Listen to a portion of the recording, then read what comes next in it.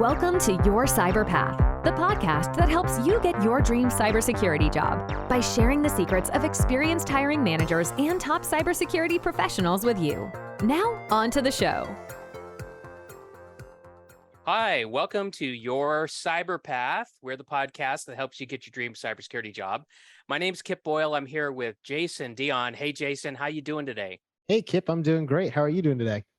I'm doing really well. Thanks a lot. I am just like stunned that it is June.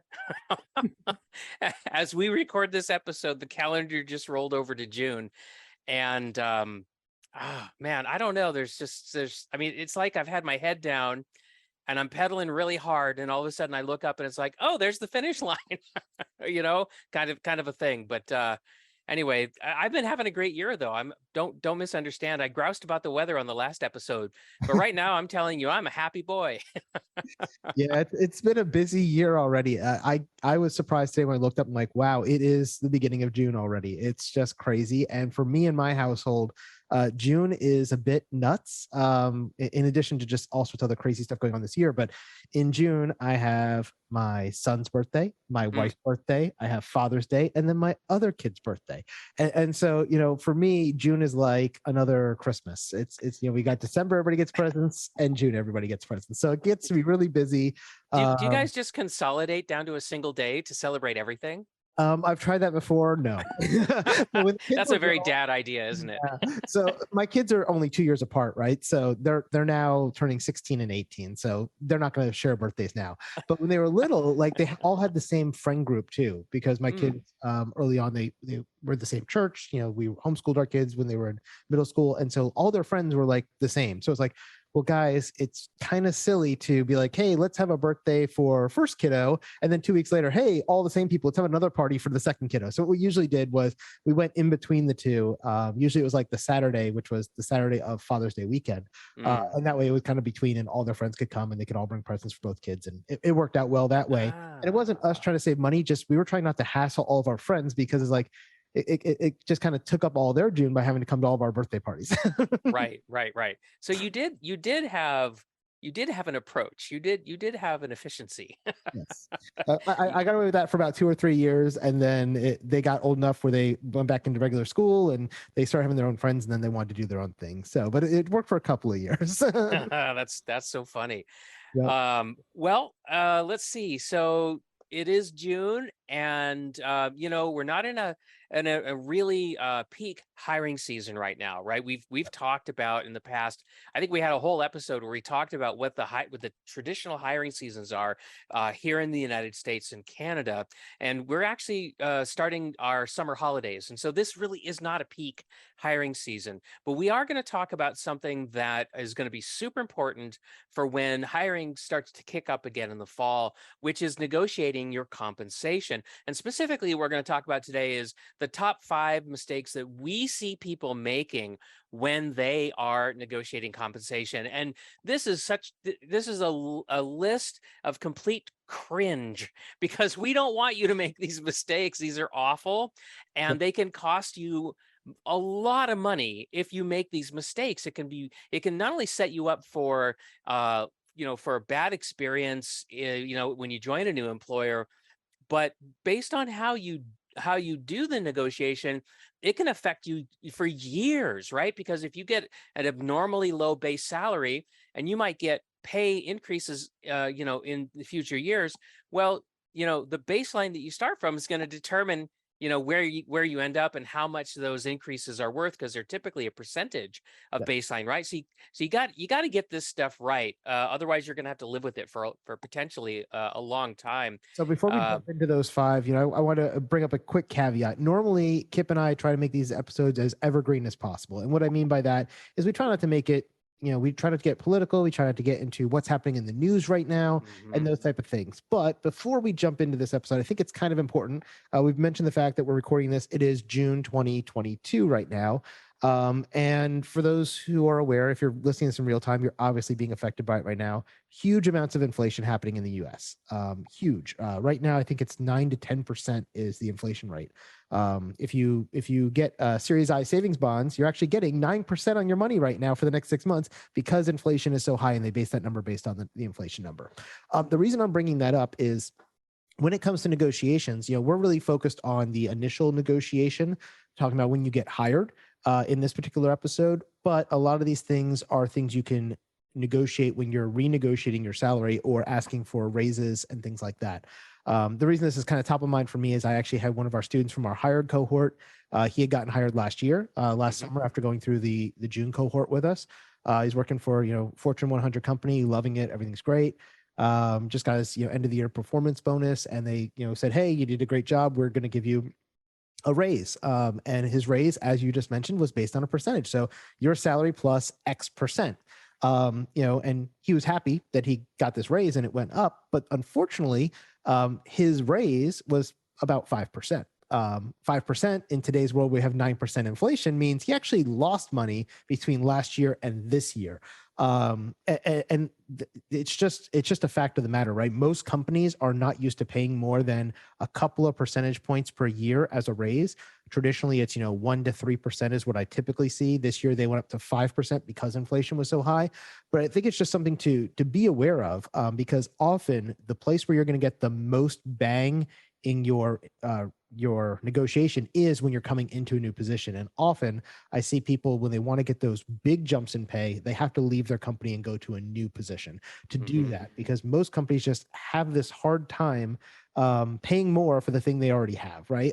Think about it like, I know you've got little kids, Kip, and you have probably a babysitter comes over and watches them on Friday night, so you and the wife can go to a dinner and a movie, right?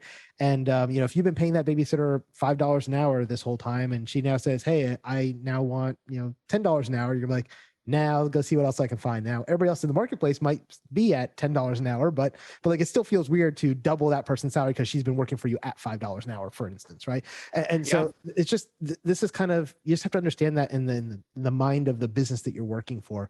It's just really hard for them to see that and go, oh, you're making 100,000 a year, I'm going to raise you to 110 or 115. Normally it's going to be more like, you're at 100, now you're going to make 103. Right, you're going to get 3% increase, and be happy for it, right? So you'll see, we had this whole Great Resignation thing happening in 2021, and that was, a lot of it was, there was a demand for workers from other employers, and your current company's like, we love you, we want you to stay, here's a 2 or 3% bonus, and you're like, nah, that guy's willing to pay me 20% more or 15% more or 10% more. If I walk across the street, I'm going over there. So just keep that in mind, as we talk about, the mistakes people make when negotiating. I just thought it was important to bring that up. And the other thing I wanted to bring up is, we did talk about seasonality. We did have an entire episode on the calendar. Those hiring rates and patterns have been a little distorted in 2021 and 2022, specifically because of this massive need for new employees, and people try to steal other people's employees and bring them into their own organization. So, while normally, I can tell you, I normally don't see June and July as a busy hiring season, unless you're trying to get a job at like, a water park or a theme park, something like that, those kind of traditional summer jobs. It is just a little weird this year. So you may see some of that, say some more hiring in this time that other people aren't normally seeing. But for us, we are still operating under the assumption that June and July should be very slow months. Generally, we start seeing it pick up again in September. And because of that, we actually put our hired program on pause for the summer, because Kip and I are both going on vacation during the summer as well. And we will be doing another hired course come August. So we're getting you ready for the September hiring season. So if you want to be notified when that comes out, definitely go to yourcyberpath.com. On the front homepage, you can sign up for Kip's mentor notes. We send those out every other week. Gives you lots of great information. And when we have the next hired cohort opening up, if you want to be a part of that, Kip will definitely let you know through those mentor notes. So all that said, let's get started with our top 5 mistakes that people make when they're negotiating, now that Jason just spent all that time. Number 1, Kip, what do you got? No, thank you. That was a great preamble. I think it's completely reasonable for you to tell people about that. But the number one mistake that we see people making when they're negotiating compensation is that they're using salary information from publicly available websites like Glassdoor and other sites. And the problem is that this data is very unreliable because guess what? No employer uses those data sources. They have a completely different data source that you don't have access to, which is called a salary survey. And these salary surveys are available by subscription. And one of the terms and conditions for an employer when they subscribe to these salary surveys is they have to upload to the place that they get this stuff from the payroll information for their workforce, right? That's how these salary surveys actually work, is that everybody who's subscribed shares their actual payroll information. And that's how they know that this data is highly reliable, right? But those sites out there like Glassdoor, you have no idea whether somebody's telling you the truth, what their comp is, whether they're inflating it, deflating it. I mean, you don't know. It's super unreliable. And the trap that people fall into is they assume that it's highly reliable, and they take that into their negotiating sessions, and so they often feel like the employer's lowballing them, really, because I think there's a lot of salary inflation on sites like Glassdoor. It's distorted, and so and so that's probably going to trigger you emotionally. Not only are you going to have bad data, but you're going to get triggered. Not a recipe for success. So I've actually seen the opposite as well, using information like Glassdoor where it's lower than what the employer would have offered you. One of our students that I was mentioning earlier, when he went in to do the negotiation with that Fortune 100 company, he had a number in mind that he thought he was going to get offered, and he followed our tips and let them, put out a number first, and the number they came out with was higher than what he was going to ask for. So, so he was very happy, and then still the negotiation and got that up a little bit more too. So it worked out really well. But just be aware of that, because a lot of Glassdoor data is either self-reported data. So I can go in there and say, hey, I am an instructor with Dion Training, and I make $60,000 per year, whatever it is, right? And then that goes in that system. Now, do I really make $60,000 a year? You don't know. It's just what I put in the system that said I did. Are you telling me there's trolls on the internet, Jason? Never. Never. No, of course not. But yeah, I mean, and that's one of those things that and the other thing is that salary information is not really the whole picture either. And we'll talk more about that too. But for instance, I just actually gave you my salary. If you look at my paychecks, I make $60,000 a year from Dion Training. That's how much Dion Training pays me to be an instructor and to work in film courses and all that kind of good stuff from that company. Now, that's only a part of my total compensation, but that is my salary. And so if I went into Glassdoor and said, yes, a lead instructor, Dion Training, makes $60,000 a year, that's not really true. That's way low ball versus what I actually make, because I have profit sharing in the company and other things like that. So it is one of those things you have to be aware of. I could either say, hey, I make $1 million a year, and then I'm throwing all the numbers off, or I could say I'm making $20,000 a year, and it's just data that I threw out there. It's not really real. I like what Kip was talking about, the fact that the employers have more information than you do, because they have this accurate data across the industry. Just like if you think about your credit report, it's the same way these credit reporting agencies work. They get all the data from the credit card companies, and then they turn around and give back a score to those credit card companies. But to get that score as a credit card company, you have to give them data on all your people that you have credit cards with. And so it is that two-way street that's happening, and you see the same thing with the salary information. Let's go to number two. Number two is throwing out a number first. Which you kind of alluded to already. Thousands and thousands of dollars, right? And really, what I always like to think about when it comes to negotiation, whether you're negotiating a salary or you're trying to buy a car or a house or something like that, the person who has the most information wins. That's what it is. It really comes down to that. So as we said, number one, the employer already knows what their pay band is. They already know what they want to pay. They already know what other people in your industry are paying. And now it becomes a matter of figuring out what are you willing to accept to do that job if they like you. And usually, we talk about this in our course as well. When you get to the negotiation phase, generally the job is yours unless you are just so unreasonable in your negotiations and you guys just can't find common ground, right? If they come in and say, I'm going to pay you $20,000 a year to be a cybersecurity analyst, you're going to say, nah, thanks, I'm going to go elsewhere, right? Because if they're saying 20 and you're saying 100, there's no way you guys are going to meet in the middle. You're just too far off. But if you said, 100, or they said 100 and you said 120, you guys can probably find some middle ground and make it work. And if not, you'll go find another job somewhere else. But generally that's what you see. So when it comes to putting out a number, you don't want to be the first one to speak. I've had a lot of people. I've been talking the last couple podcasts. We just hired a bunch of people in our company. We're up to 19 people.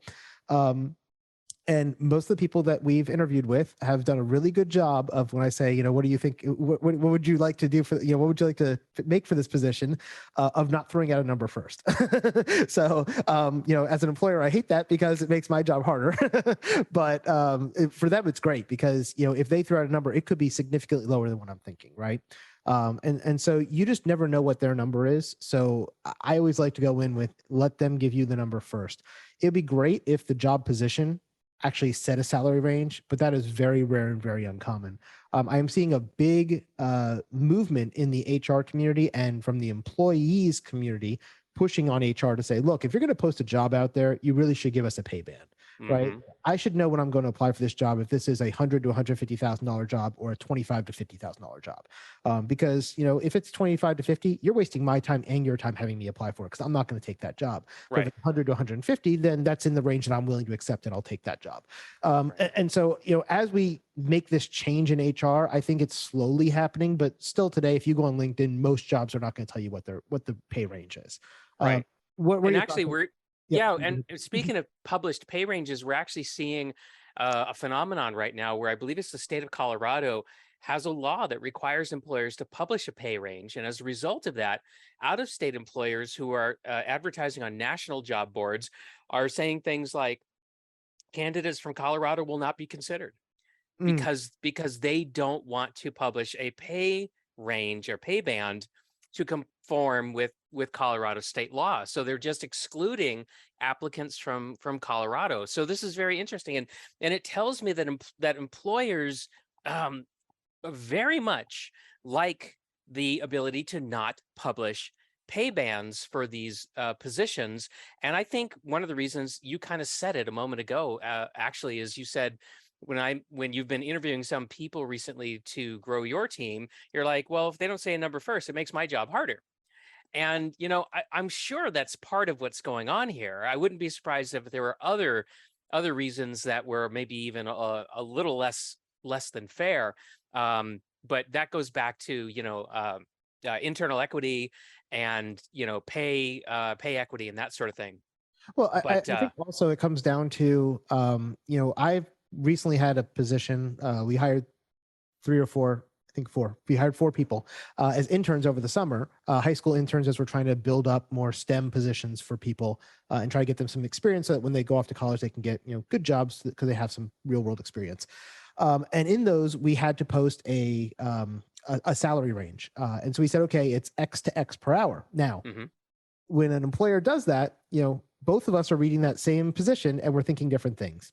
The person who's reading it is saying, let's say we said, you know, $10 to $15 per hour. The person reading it is going, this job pays $15 an hour. Me as an employer, I'm going, this job pays $10 per hour, right? Even though we said 10 to 15, right? And so we both have different ideas. And basically what we had said was, in this position, it is X to Y dollars per hour based on experience, right? The actual, you know, once we interview you and we see what we're getting, then we can tell you what we think it's going to be. And I will tell you, even at lower paying jobs like $10 to $15 an hour right now, in that particular market that we were pulling in high school interns from, it was very hard to find. It was very hard to not be at the top of that pay range, because I could tell you, when I was down there a couple of weeks ago, and I know you're going to Orlando soon, if you go into Chick-fil-A, if you go into McDonald's, if you go into Five Guys, they're paying $15 an hour right now to flip burgers. yeah, right? So, you know, somebody who's actually would be taking a pay cut to come work for me, but they're going to be able to get some other things that they can't get at McDonald's. They're getting real world skills that put them into a real world position for a career, not for flipping burgers. Not that there's anything wrong with that. If you want to flip burgers, that's totally fine. But, you know, but it is one of the things that they had to think about. That from their side was, hey, I might be able to make $1 or $2 more an hour flipping burgers, but that's really hard work. It's sweaty. It's time consuming versus working for Jason. That sounds kind of fun and cool, and I get to do something technical. And that by comparison, So we didn't have a problem hiring, even though we were less than what they could have gotten working at McDonald's, right? But that is one of those things that, you know, when you throw out a range, you know, and usually the range isn't going to say this job pays 50,000. It's this job pays 50 to 75,000, and the person reading that's thinking 75. The person who posted it's thinking 50, and sometimes you have to meet somewhere in the middle. Yeah. Well, you know, so there's, my point is that there's all kinds of reasons why employees want to see a pay range and why employers may not want to share a pay range. And the point is that we're in a flux right now in the market where you've got some states in the United States actually requiring that employers disclose the pay range, right? And so the balance of power is kind of shifting. But one of the things that I think people listening to this podcast need to realize is that there is definitely an information asymmetry when it comes to negotiating. The employer knows more than you do, and that's why we're really focused on these 5 things. And so yeah, throwing a number out first can cost you thousands of dollars because of the negotiating phenomenons of anchoring, and there's all kinds of psychology here. The point is, the big takeaway is, the number 2 takeaway is, don't throw out a number first. Continue to not do that. Okay, let's move on to you ready to move on to number 3?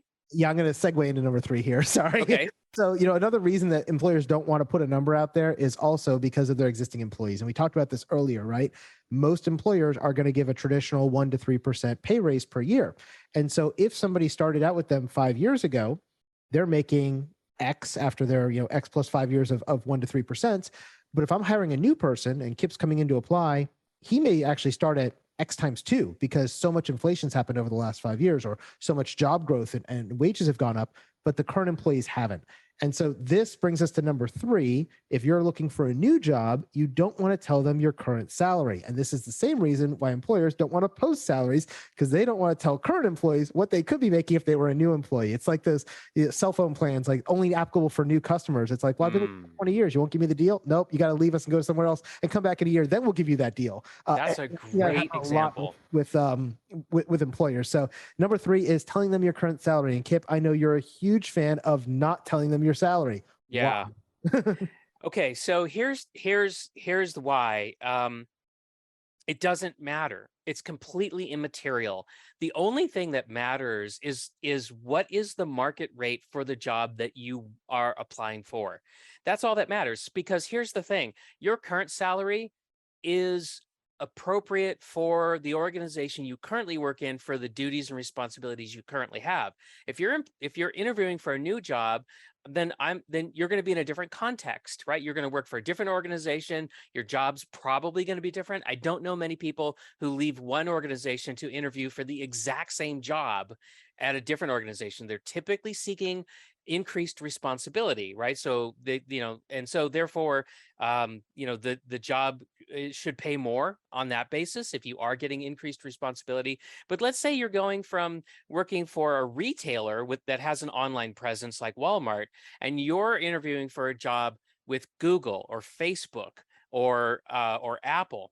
Well, Walmart as a business is in retailing, and it operates on a fairly low margin. So they're going to be constrained by how much they can pay you. And that's the context.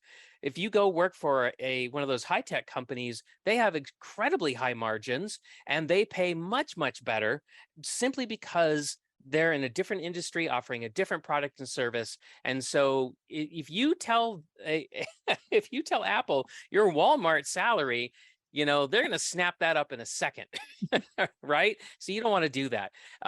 And so what matters is the market rate for the position that you want in the context that you're pursuing it. And that's what matters. So don't tell them your current salary. Yep. The only exception I can think of for telling them your current salary is if you're using it after you've thrown out a number and you're using it as a way to rebut them. So I've used this example on the podcast before. I had somebody on my team that I was hiring. It was for a new position. We had never hired for that position before. I didn't have a good idea of what that position should pay. So when they said, "Hey, what are you paying for this position?" I said, "I think this is a reasonable number," because I went on to Glassdoor and found a bunch of numbers. They said, "This is the range." And I'm like, "Okay." So I threw out a number, and again, she was coming from a university setting.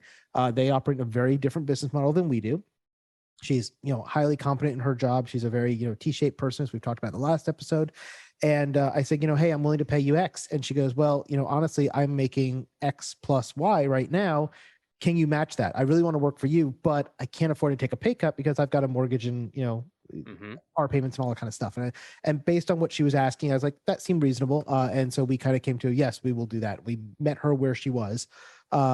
based on her current salary. So she used that as a salary negotiation. And again, this is one of those things where, you talk about the total compensation package, which we're going to get to in a second. Number four, we had a lot of things that we were offering that were better than the other place she was working, but we couldn't go above what she was currently making, but we could match what she was making. It was close enough to what we offered that we said, yes, we'll do that. And based on performance, we can go higher later.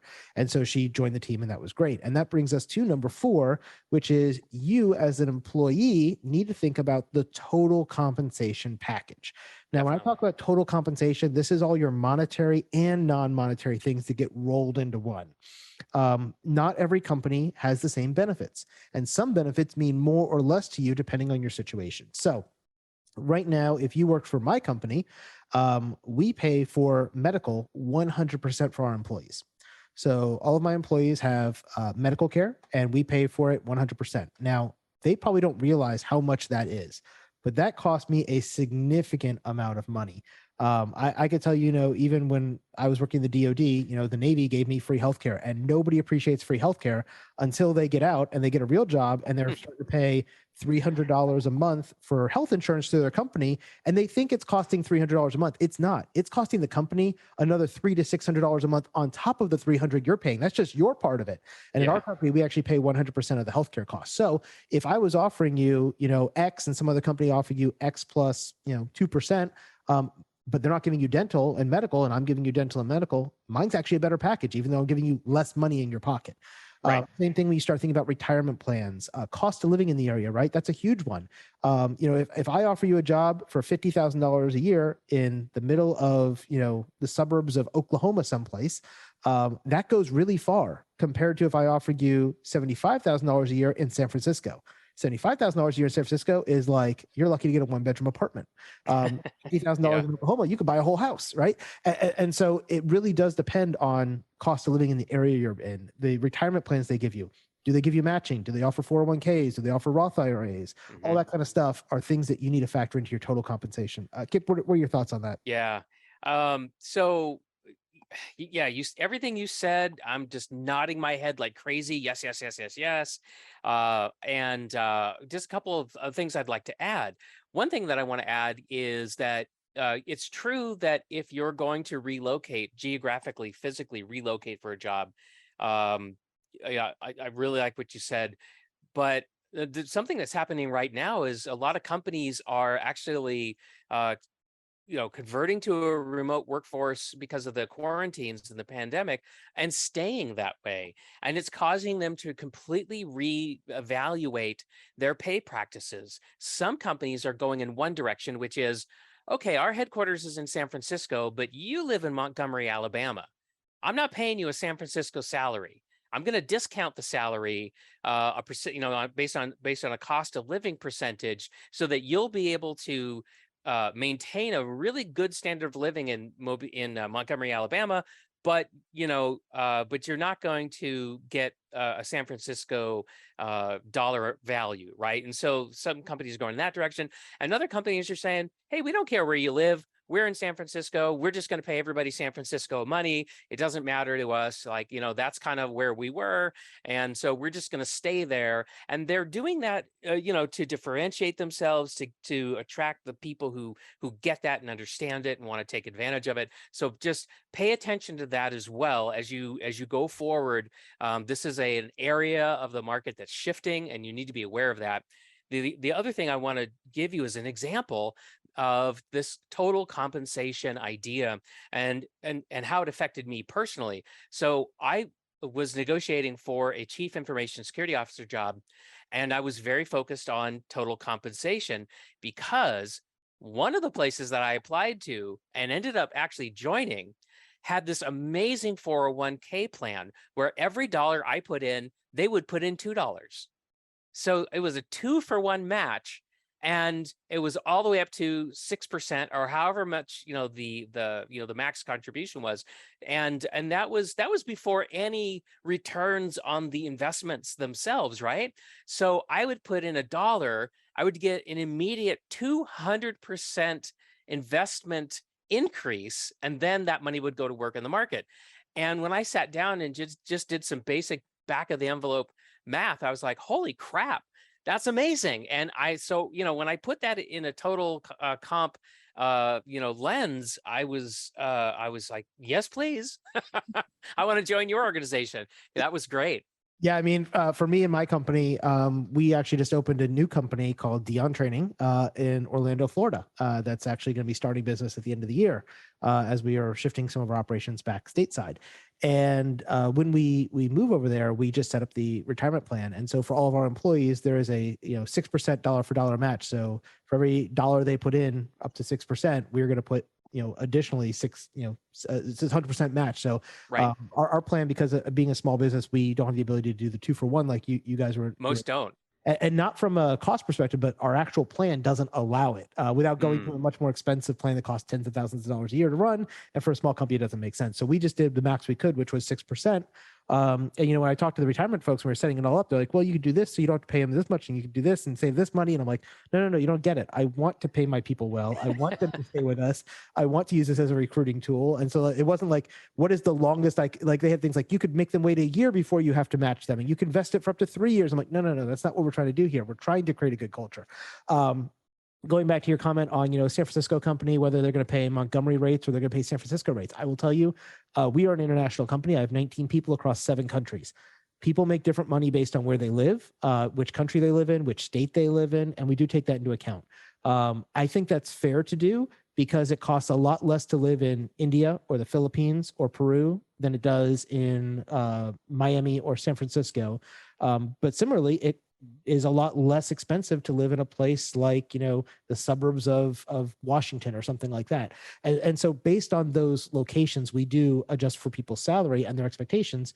And we do, one of the benefits we talk about total compensation is, do you allow them to work from home? Do you allow them to remote work, or do they have to come to the office once a week or every day or that kind of stuff? And because you want to work from home and have that flexibility, you may be making a little less than your counterpart who's sitting right next to you, who's going to the office every day. That is a fair thing to do because it is part of a lifestyle and compensation package. So again, these are things you have to think about. Like, is dollar for dollar the most important thing to you? I will tell you, when I was looking for jobs and I was applying, for me, being able to teach when I was working for universities, being able to teach online and remotely was my number one priority. And I will take less money to be able to teach online as opposed to having to go into class every single day, because I didn't want to have to deal with the commute and the drive and being face-to-face with the students and all that kind of stuff. I just didn't like, and I wanted to remove myself from that. So, as you are thinking about the job and your total compensation, remember, these things matter too, right? How much vacation time you get, how much paid time off you have. In our company, we have an unlimited PTO policy. So people can take off as many days they want as long as their work gets done. And so we don't, that all goes into that compensation of, you may accept less money from us than you would working for, I don't know, Kip's company or someplace else, but you're getting all these other benefits on top of it. So that's the thing for you to think about as you're negotiating. And some of these things can be negotiated away as well, depending on where you're working and the company you're dealing with. With smaller companies, it's easier to trade things like, hey, I don't really care about that dental plan, but I'd really like to have an extra week of vacation, right? Okay, we can maybe trade that for you. So keep that in mind as well. And then this brings us to number 5. So what is the 5th and final mistake that people make when negotiating, Kip? They accept the first number that they're offered by the employer because they don't want to negotiate. They think, that, they don't want to dicker around. These are the people who hate buying cars off the lot. They just want to see a number and make a decision about whether they're going to pay that number or not, I suppose. But like Tesla, you just go to the website, the price is the price, you put in your credit card and the car shows up. Well, okay, but look, here's the thing. Hiring managers expect you to negotiate. And so guess what? When we are preparing an offer, we have contingency money in case you come back and drive a hard bargain, right? So just imagine that when you get the offer that there is 10% more money, all you have to do is ask for it. And you don't even have to ask really hard. You don't, right? You could say something as simple as, hey, Jason, thank you so much for the offer. I really want to come work with you at Dion Training. I have one question for you. Is this the best salary that you can offer me at this time? Yep. Right? It could be as simple as that. You could get more elaborate, in your negotiation techniques. My gosh, there's books and books and books out there, about how to negotiate, how to get to yes, how to get to no, whatever, right? You can go crazy, but the thing that I just shared with you will usually work. So you should at least try that. But what's interesting is that the data, because there's been lots of research on this, the data shows, unfortunately, that women are more likely to accept the first number that they're offered than are men. And I don't know why, and I'm not going to speculate why it is. I'm sure if we pulled up the studies, there would be something in there to say about it. But don't do this. There's just no reason to. I hope I've been completely clear with you that there's almost always some contingency money in case you ask for more.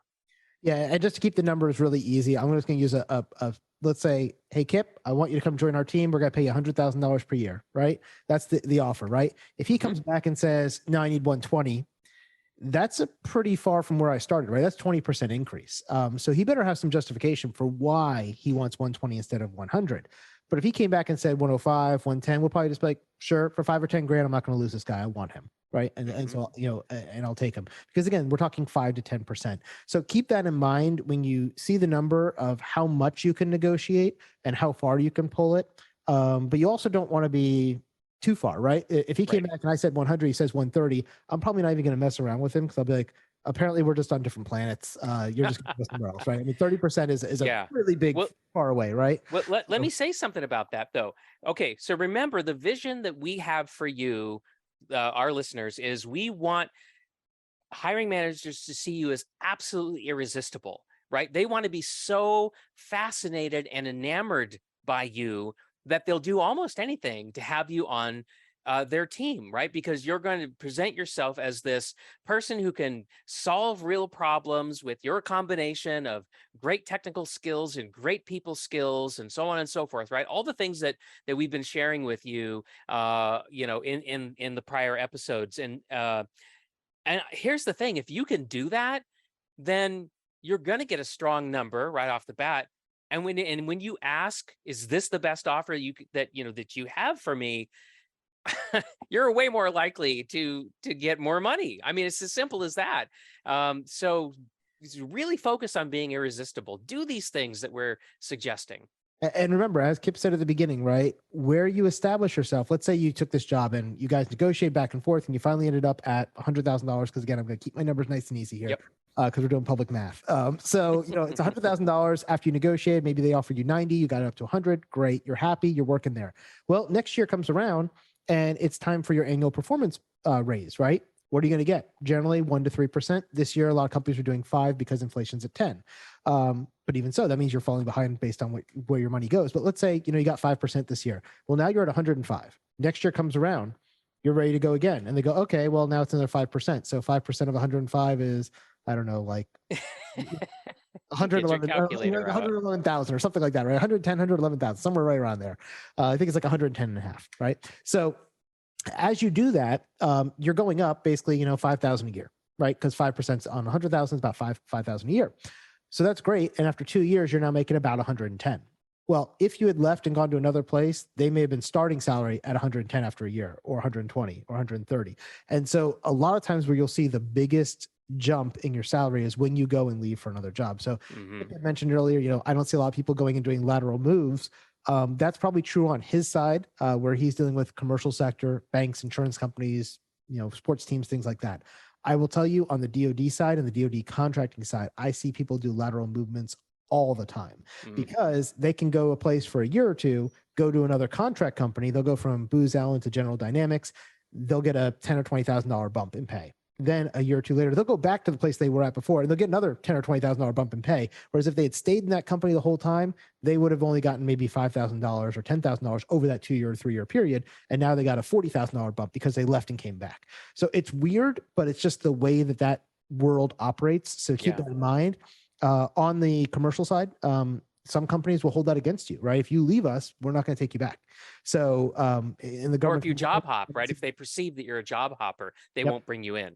Yep. Or they won't invest in you if they do bring you in, because they won't give you training and things because they know you're just going to leave them anyway. So this is one of those things where you got to kind of know what your career path is going to look like and where you are, whether it's in the commercial side, the military DoD contracting side, or whatever, because that is going to make a little difference as you start doing this, and whether you're going to job hop or you're going to try moving up in your current field over a long period of time with the employer you're at. But either way, whatever your starting salary is, that's what they're going to base your raises on. So you want to make sure it's as high a salary as you can, because it's more money in your pocket and more percentages as you move forward every time you get that 5 or 10% raise.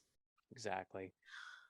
So cool. Let's one more time. I'm just going to summarize what we had here and then finish up the episode. So, the top 5 mistakes people make when negotiating. Number 1, using salary information from Glassdoor and other public sites, because guess what? The employer knows better because they have access to the salary guide and the salary database that they subscribe to, which actually has more realistic numbers. Number 2, throwing out a number first. This can cost you thousands of dollars in any negotiation, not just a job. If you're trying to buy a car and you're working with a salesman, they're going to try to get you to put a number first. Make them give you the number first. Number 3, telling them your current salary. They're going to use this as a baseline to figure out what they're going to offer you, right? If you told me you're making $50,000 a year and my job was going to be a $100,000 job, I might only offer you 75 because I'm like, hey, he's getting a 50% pay increase. He'll be happy to take that, even though it would have been double if you'd not told me your salary. Number 4, not factoring in your total compensation. This includes things like vacation time, work from home ability, telework capability, working from the satellite office once a week, whatever it is, medical, dental, retirement, cost of living, all those things, that all goes into your total comp. The other thing that we didn't mention in total comp that goes into it is if you're working in the cybersecurity world and you're working for a small startup, a lot of those places will pay less money, but you'll have stock options. And if that stock goes IPO later, you can make millions off of that, right? Big money. But it's a risk and it's a gamble, right? All those people who worked for Uber and Airbnb and Udemy and all those places, they've done really well with their stock options, right? But you also could go to zero. And number 5, accepting the first number they offer, which basically just means you're not negotiating. If you're not negotiating, that's really a big mistake in negotiating because you're leaving money on the table. So that is what we have for you today as far as the top 5 mistakes. As I said at the top of the episode, I would love it if you go over to yourcyberpath.com and sign up for our mentor notes. Kip, what can they expect to get in the mentor notes from you every time you send those out? Yeah, so I'm going to send a mentor note out to you every other week. It goes out on Friday afternoons so that you can enjoy it over the weekend. And what I talk about in there is different things that people who are coming into cybersecurity for the first time really need to know. Things that are going to help you. So, for example, recently I was writing a mentor note and what was this one here? Let me look it up real quick. Here we go. Yeah, so we just sent one out recently, and we talked about, or what I talked about was showing too much passion for cybersecurity after you get the job, right? Because we actually did a podcast, it was episode 68, where we talked about demonstrating too much passion for cybersecurity during the interview process, right? That's where you come in and you say, oh, I hacked your website for you. Here you go. Here's my report, right? Or, hey, I hacked your competitor's website.